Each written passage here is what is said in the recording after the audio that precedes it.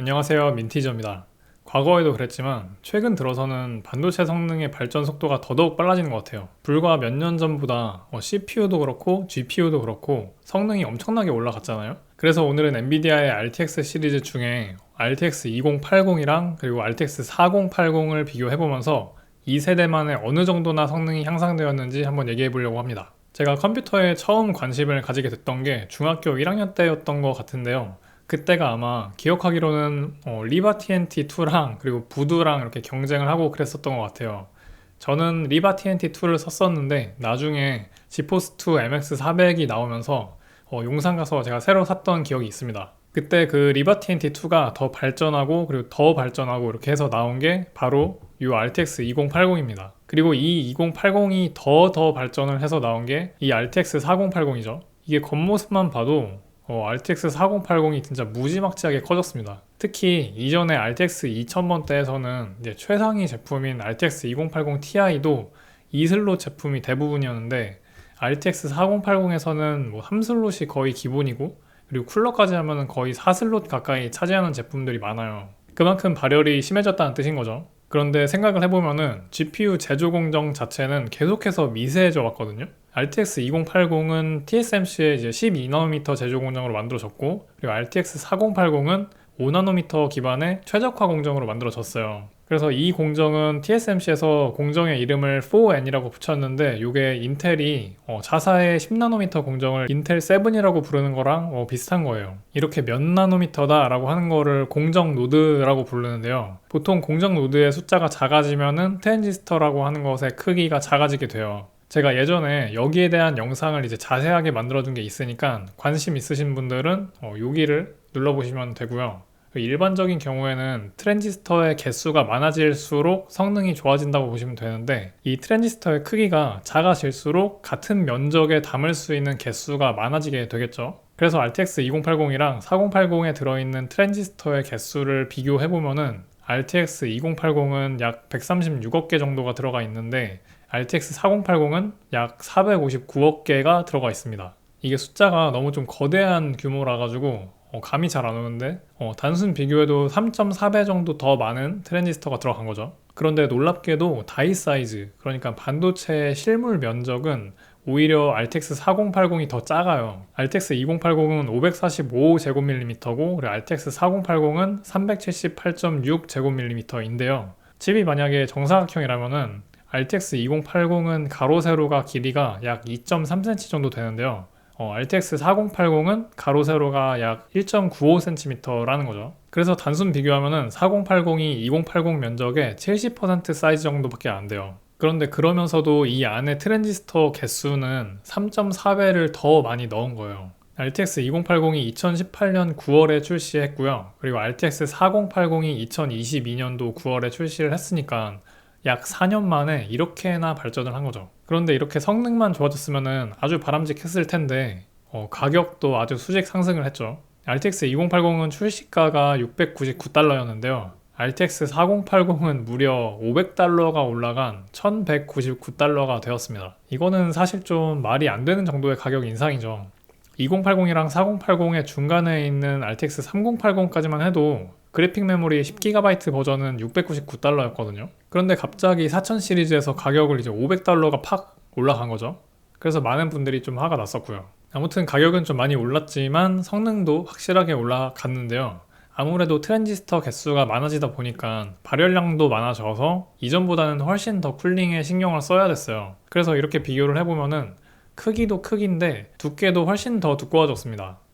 그래서 이렇게 두께 비교를 해보면은 딱 봐도 두께가 훨씬 두꺼워졌죠. 그리고 외형적으로 가장 큰 변화가 또 있다면은 보조전원의 모양이 많이 달라졌다는 부분이죠. 기존에는 8핀 혹은 6핀 보조전원이었지만 RTX 40 시리즈가 되면서 16핀으로 변경이 되었습니다. 그리고 16핀이 없는 파워 서플라이를 위해서 이렇게 보조전원 변환 젠더를 따로 줬는데 RTX 4080용으로는 기존 8핀이 3개가 장착되는 젠더예요. 참고로 여기에 있는 RTX 2080은 이제 MSI의 제품이고요. 채굴에 쓰였던 건데 제 메인 컴퓨터에다가 장착을 이제 하려고 20만원인가 주고 샀었어요. 저는 지금까지도 메인 컴퓨터에 GTX 1660 슈퍼를 쓰고 있는데요. 요거 달아주면은 얼마나 좋아질지 좀 기대를 하고 있어요. 그리고 여기에 있는 이제 RTX 4080은 진짜 리뷰용으로 눈물을 머금고 산 건데 중고나라에서 제가 150만원인가 주고 샀었습니다. 자, 그러면 RTX 2080이랑 4080까지 올라오면서 2세대 만에 어느 정도의 성능 향상이 있었을까요?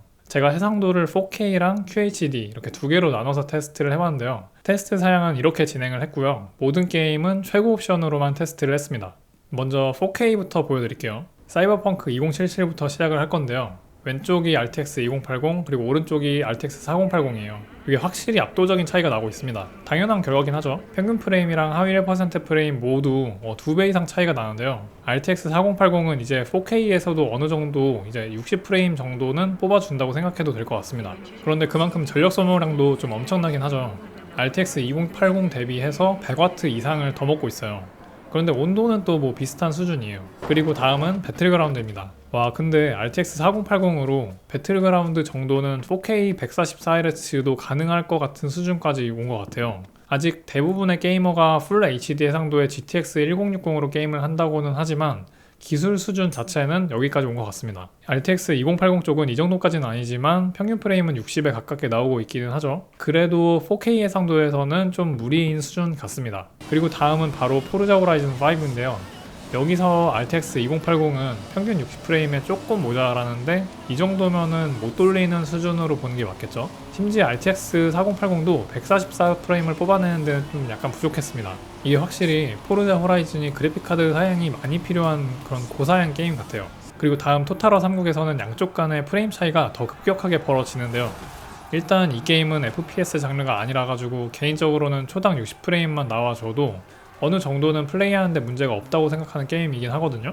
그런데 RTX 2080은 차분면서 플레이하기에도 좀 약간 힘든 상황인 것 같죠. 평균 30프레임이면은 요건 좀 많이 힘들고 하위 1%는 10프레임도 안 됩니다. 아무튼 제가 요번에는 총 9가지 게임을 테스트했거든요. 그래서 꽤 많은 게임들을 테스트했는데 전체적으로 가장 눈에 들어오는 건 RTX 4080으로는 대부분의 게임을 4K 풀옵션으로 돌리는데 문제가 없어 보인다는 거예요. 그 중에 하나 사이버펑크는 평균 이제 65프레임 정도라 가지고 고주사율 모니터를 다 써먹지는 못할 것 같지만 나머지 게임들은 상당히 괜찮을 것 같아요. 그런데 RTX 2080은 어쌔신 크리드 바랄라 정도만 평균 한 60프레임 정도로 꾸역꾸역 해볼 수도 있을 것 같긴 합니다. 그래서 맨 오른쪽에 막대 그래프를 보시면요, 9가지 게임 전체의 평균과 하위 1% 프레임을 표시했는데요. RTX 2080은 이제 평균 45프레임에 하위 1%는 32프레임 정도 나왔고요. 그리고 RTX 4080은 평균 105프레임에 하위 1%는 79프레임 정도를 기록했습니다. 자, 그런데 사실 4K 해상도로 게임을 하는 사람이 뭐 얼마나 될까요? 아까 말씀드렸듯이 애초에 전체 게이머들 중에서 대부분의 컴퓨터 사양이 4K를 돌릴 정도가 못 되잖아요. 그래서 평균은 어느 정도인지 제가 오늘 다시 한번 확인을 해보니까 GTX 1060보다도 좀 더 못하더라고요. 물론 이게 더 최신 카드긴 하지만 GTX 1650을 쓰는 사람이 제일 많다고 나오더라고요. 이걸로는 뭐 4K는커녕 QHD도 돌리기가 힘들죠. 그런데 의외로 CPU 코어는 6코어를 사용하는 사람이 제일 많다고 합니다. 저는 쿼드코어가 제일 많을 줄 알았거든요. 아무튼 뭐 RTX 2080은 GTX 1650보다는 성능이 훨씬 더 좋으니까 QHD 정도는 잘 돌아가지 않을까 해가지고 QHD 해상도도 비교해봤습니다. 그래서 사이버펑크에서는 해상도를 QHD로 내렸는데도 평균 60프레임이 좀 안 되더라고요. 생각보다 QHD도 RTX 2080한테는 좀 만만한 해상도가 아닌 것 같아요. 이거랑 비교해서 RTX 4080은 이제 완전히 뭐 날아다니는 수준으로 프레임이 바뀌었어요. 4K에서는 RTX 4080도 평균 한 65프레임 정도였거든요. 그런데 QHD로 내려주니까 완전히 부드러운 플레이를 할 수 있게 됐습니다. 그리고 다음 배틀그라운드에서는 그나마 이제 RTX 2080도 꽤 괜찮은 수준으로 플레이를 할 수 있을 정도가 된 것 같아요. 평균 100프레임이 넘어가고 그리고 하위 1%도 70프레임 이상 나오면서 끊김을 좀 잘 느낄 수 없을 정도가 됐습니다. 그리고 다음 포르자 호라이즌 5도 이 정도면은 저는 플레이가 부드럽다고 느껴질 수준이 된 것 같아요. 특히 평균이랑 하위 1% 프레임 간의 차이가 거의 없이 한 10프레임 정도밖에 안 나기 때문에 상당히 괜찮아졌습니다. 그리고 RTX 4080 이제 아예 넘사벽이죠. 평균 150프레임이 넘어가요. 그래서 QHD에서도 9가지 게임에 대한 전체 테스트 결과는 이렇게 나왔는데요. 확실히 아까 4K보다는 RTX 2080이 좀 많이 올라오긴 했지만 그래도 아직 사이버펑크라든지 토탈워 3국이라든지 와치독스 리전 같은 경우는 조금 힘들어 보이는 수준이긴 했어요. 그래도 전체 평균을 내보니까 평균 프레임은 78 정도 됐고요. 그리고 하위 1%도 55 프레임 정도 됐습니다. RTX 4080은 뭐 역시 넘사벽이고요. 그런데 제가 이렇게 9가지 게임에 대한 전체 평균을 내본 이유가 있어요. RTX 2080이랑 4080의 가격비와 성능비를 좀 따로따로 계산을 해보려고 하는 건데요. MSRP 기준으로 계산을 해보려고 합니다. 일단 9가지 게임 전체 평균만 보면은 이렇게 나타나는데요. 4K 해상도랑 QHD를 나눠서 보면은 이 정도의 차이가 나고 있습니다. 그런데 MSRP 기준으로 RTX 2080은 699달러, 그리고 RTX 4080은 1199달러죠. 그럼 가격으로 봤을 때 RTX 4080은 2080 대비해서 약 1.72배 정도 비싸졌어요. 그러면 성능 차이는 1.72배보다 더 날까요? 덜 날까요? 평균 프레임을 기준으로 계산을 해봤더니 이렇게 나오더라고요. 왼쪽이 4K 그리고 오른쪽이 QHD인데 4K 성능은 4080이 2080보다 2.35배 더 잘 나오고요. 그리고 QHD 성능은 2.22배 더 잘 나옵니다. 어쨌든 뭐 가격이 오른 비율은 1.7배 정도인데 성능은 2.3배 정도 올라갔으니까 이득이 맞긴 맞네 라고 말할 수는 있겠네요. 그런데 RTX 3080 때는 가격은 동결했는데도 성능이 많이 올랐다는 게 함정이죠. 아무튼 오늘은 RTX 2080이랑 RTX 4080을 좀 간단하게 비교해봤는데요. 절대적인 쉐이더 성능이 2세대 만에 엄청나게 향상이 된 게 느껴지면서 한편으로는 가격이 좀 너무 많이 올랐다는 생각도 들었습니다. 그래서 오늘의 결론은 저는 RTX 2080으로 3년 더 쓸게요.